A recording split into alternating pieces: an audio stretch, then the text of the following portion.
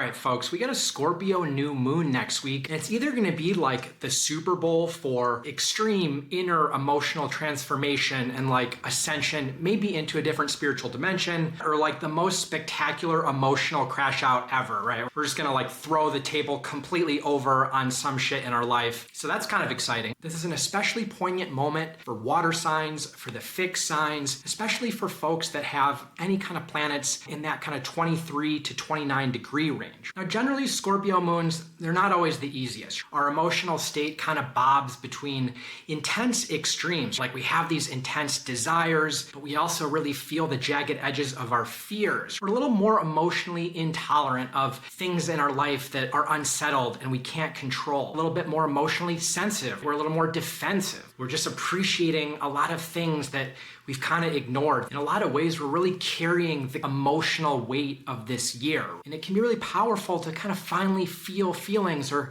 deal with backed up kind of inner stuff that's maybe not gotten our attention this year.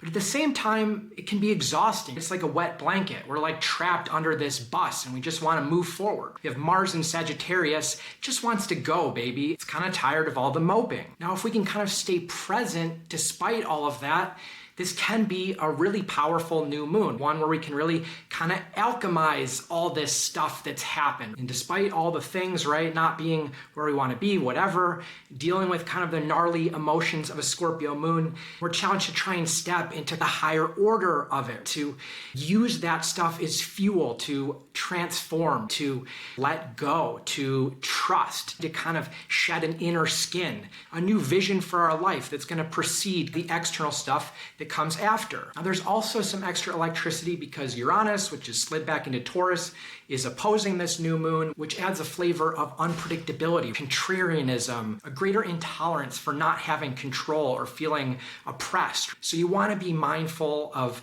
kind of the spontaneous emotional reactions. You want to watch for the crash outs. Let go of the need to control. Use what comes up as a learning opportunity. Lead with trust, lead with love. There's a lot of karmic weight for this new moon.